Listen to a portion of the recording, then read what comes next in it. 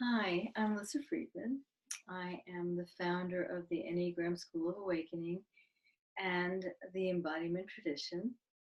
And today I'm going to talk about the two pattern, which happens to be my pattern. So I'm going to do a couple of things with this.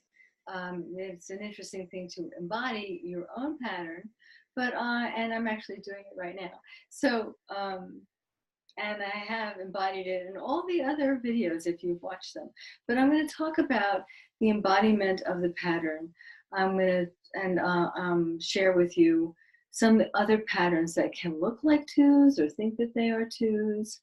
And I'll share a little bit about my story of releasing the pattern, which will give you a little glimpse into how other patterns could be released.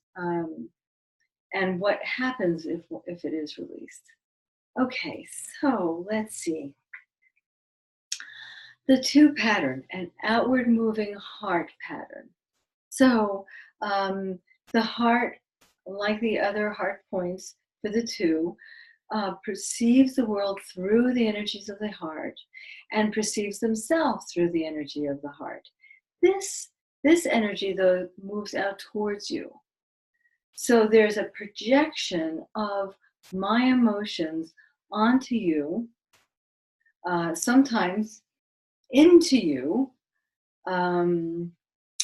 So there's this outward moving energy of heart and a projection, not just of emotion, but what my needs might be.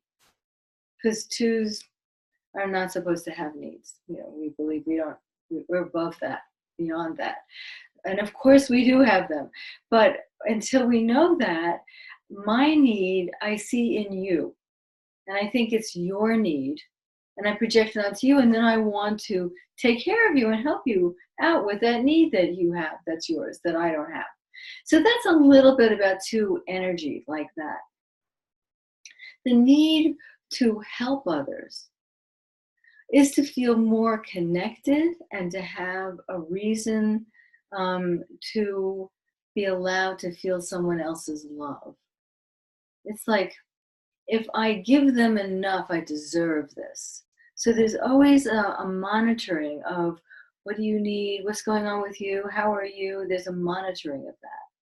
So this is me demonstrating it. So for me, when I'm looking at the heart points, the two energy comes at the high part of the heart. So you hear my voice is more upbeat and a little bit lighter.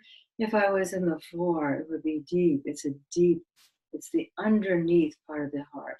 And the three is right out here with the heart. So, but right now we're focusing on two. Some other types that sometimes think they are twos are 7, 9, 6, some ones, and 4. So 7 and 9 both also have an upbeat quality to them. 7 moves outward like the 2, so that's why they think that they're 2s sometimes, and they like to please people, so that's why they do. And 9 tries to always neutralize and be and make everybody at least somewhat happy, pleased, harmonized. So there's a tendency to not want to see the bad.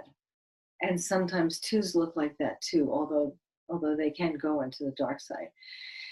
And 6s, there's a certain kind of 6 that is very nervously giving. So other people might think they're a 2, and maybe they think they're a 2, but they don't really have the heart quality and moving outward to take care of your needs, because then they'll feel lovable. So it's coming from a different place. So when I wanted to begin to work on releasing this energy, and a little backstory, I had been on a spiritual journey for many, many years and done a lot of work on myself, and had really quite a few spiritual experiences of oneness and connectedness, and had a lot of that I had experienced. But there was still something in me that felt stuck, that definitely felt, I learned the word fixated later on, but contracted or tight or definitely not one when I would feel this, not one with everything when I would feel this way. And so when I went back to relearning the Enneagram, I began to work on myself. I knew that I had the two pattern. And so one of the first things I did was I stopped giving. That's what I've learned to call for all the types is fly in the face of the pattern. What do I mean by that? Twos give. They want to keep giving. They will bake you cakes. They will give you advice. They will do all sorts of favors for you. And they're doing it because if they don't, then they feel like they won't deserve to be loved. So I couldn't figure out what giving came from just the goodness of my heart, and what giving had strings attached. I just couldn't figure it out. So I decided, as for an experiment, to just stop. I felt so anxious. I felt like I felt like I could die this way. I would be all alone. No one would ever love me again. I would lose my family, my friends, my loved ones, because I wasn't doing anything nice for them. That's flying in the face of it. It feels like you get to the core of that knot, and if you go through there, it feels like I could die because I had a huge part of my identity wrapped up in that. Well, I didn't die, and nobody left me. There was a point when my daughter said, "You know, you could be a little bit more helpful," and um, and I realized that I had pulled so far back that it didn't even occur to me to offer to help in some way. So that I found the balance. I found where the giving could be more natural. Now, did I still sometimes give and there were strings? Yeah, of course. It didn't eradicate the whole pattern, but it definitely loosened it and made it much more open. Then I had to stop monitoring, stop watching people for what they needed, and what can I do and all. I had to stop that. And I began to teach other twos and myself to reel the energy back in and ground it in your belly. Don't lean into people like that and keep watching them. Reel it back in, ground it in your belly, and stay there. So I would notice when I would be leaning into people and when I would feel like I was sort of getting lost in them, and reel it back in energetically and ground it in my belly. So that's another thing I did, and that helped enormously. What happened from that is that I learned true compassion.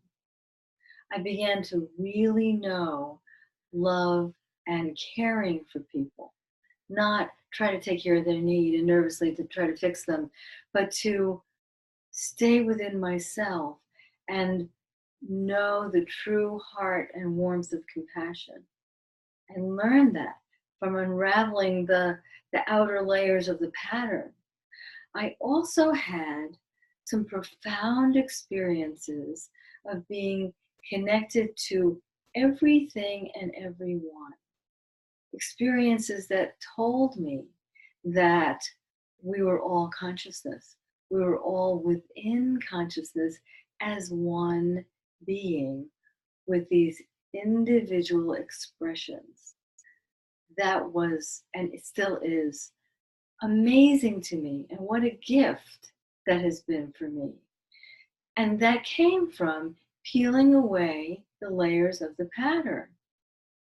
I think all the meditation may have set it up for me to be able to do that, but I really credit the Enneagram for for these profound lessons. So this is the work of the Enneagram. It doesn't stop at, oh, I have this pattern. Yeah, I'm a 2, I'm a 6. No, it's to peel away to get to our essential nature and beyond. That's the power of this. Very powerful tool. It can also be used to hurt others if you know it and you know their vulnerable places. But don't do that. Use it for the good, use it for yourself, use it to evolve and grow, and delight in. So, the first step of working with a pattern is to know it deeply and love it. And then you can begin to peel away the layers of it. Okay, so today I talked about the two, the energetics of the two, the types that look like two, and the releasing of the two pattern. Um, so I hope you enjoyed it, and I hope you tune in again. I'll be doing more of these. Oh, and check out the website, enneagramschoolofawakening.com, and there are other things being offered. So thank you very much.